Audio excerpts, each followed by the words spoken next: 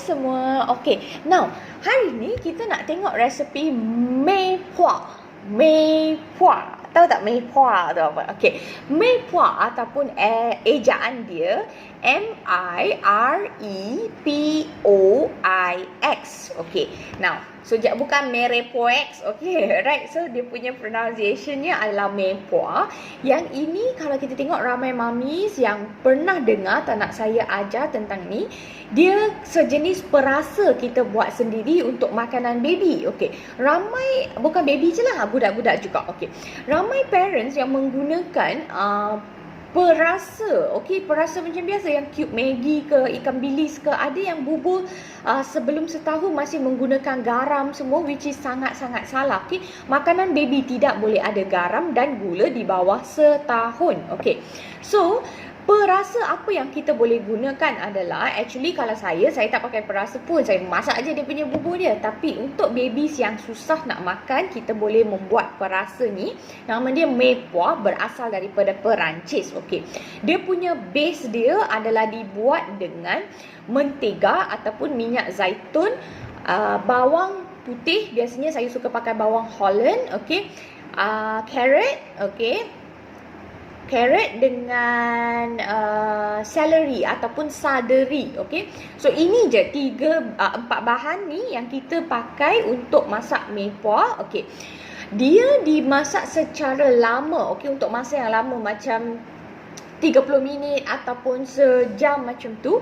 Biasanya saya suka pakai slow cooker lah, senang sikit, sebab mei puah ni dia punya bahan-bahan dia tidak boleh jadi terlalu brown. Okay, meaning that dia tak jadi masak macam warna coklat tu yang kita buat atas stove tu. Okay, so kita nak buat dia punya flavor tu semua meresap ke dalam butter tu ataupun dalam minyak zaitun tu. Lepas tu kita boleh simpan dalam Tupperware. Okey, kita boleh freeze juga. Okey, letak kat peti sejuk. Okey, ataupun buat yang fresh, letak dalam glass jar, simpan untuk seminggu macam tu. So contoh hari ni nak buat bubur baby kan. Okey, beras, lepas tu contoh ada labu, lepas tu contoh ada bayam. Okey, so babies yang jenis picky, yang tak suka nak makan tu, okey, bila anda masak bubur ni, letakkan mei puah tu, ambil 2-3 sudu ke, letak kat dalam tu.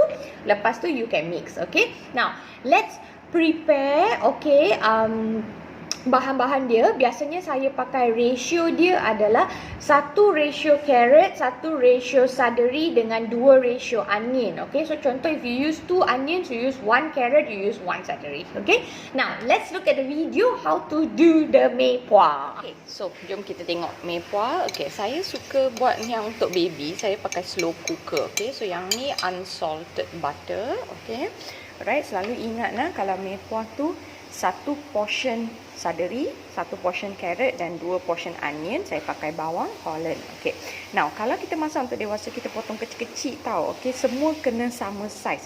Tapi sebab saya buat untuk baby, okay, saya tak masukkan sama size. Okay, saya tak kisah, sebab bila untuk baby, mei puah ni nanti kita nak blend, so it's okay. Alright, now kenapa kita masak macam ni slow cooker? Sebab kita tak nak dia jadi warna brown ataupun dia hangit. Tak boleh macam tu. Okay, so kalau nak buat cepat tak pakai slow cooker pun, pakai atas stove pun boleh je, tapi pastikan kena selalu kacau bagi dia tak jadi brown lah. Okay, tak jadi hangit atau macam mana. Saya nak buat kerja lain, so saya just masukkan ke dalam cooker je, slow cooker. Tapi slow cooker tu lah dia ambil masa yang lama. Okay, sejam pun boleh jadi juga. Kalau kita pakai stove, mungkin 10-15 minit dah okay dah. Right? Kalau saya pakai yang ni Autumn's porridge cooker je, nak buat sup ke apa ke, semua senang. Okay, nah, masukkan semua bahan-bahan, lepas tu tutup. Okay, dah masukkan semua bahan. Okay, gaul, lepas tu biarkan dia. Kalau you all pakai stove, okay, pakai api, okay, kena ingat bawang dulu, lepas tu celery, lepas tu baru carrot. Okay, alright, jangan pergi letak semua sekaligus. Okay, alright, now biarkan, lepas tu kita tutup. Lepas tu saya nak tengok dalam sejam lagi. Alright, all boleh bau. Okay, apa yang saya bau sekarang, confirm dah lapar dah. Bau dia sangat-sangat sedap. Oh my god.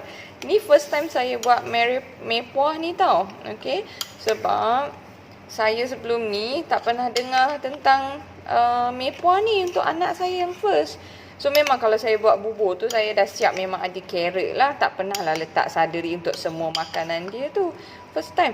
Oh, tapi sumpah lah sedap sungguh bau dia. Okay, saya nak tunggu setengah jam lagi. Ni baru 30 minit. Okay, dah lembut dah ni. Okay, lepas tu 30 minit lagi saya nak off. Lepas tu kita blend. Alright. So yummy. Look at the colour. So golden, so buttery. Okay, alright. Sekarang masukkan pula ke dalam blender. Lepas tu kita blend. Okay, masukkan semua kat dalam. Okey, dah blend dah. Saya tengok konsistensi dia macam ni. Okey, alright. Lepas tu saya masukkan ke dalam bekas untuk nak freeze dia. Tapi saya masukkan tak penuh lah. Macam biasa kan saya masukkan penuh. Yang ni saya masukkan sikit je. Okey. Biasanya sini ataupun sampai sini je. Kenapa? Sebab dia adalah perasa. So kita just nak ambil yang ni. Lepas tu masukkan ke dalam bubur je. Okey, kita bukan nak bagi yang ni makan kat baby fully. So dia cukup sikit je macam ni perasa dia. Okey. Kalau bubur yang banyak dan pakai separuh. So biasanya saya freeze sampai half macam ni je. Kurang daripada half lah. Right. Now, lepas tu bila contoh sekarang tengah masak bubur baby tu on the stove. Okay. Lepas tu just keluarkan ni daripada sejuk beku. Okay. Lepas tu masukkan ke dalam bubur tu. Right. Okay. Sangat senang. Okay. Lepas tu nak bagi baby rasa flavor jugalah. Okay. Have fun and try out guys.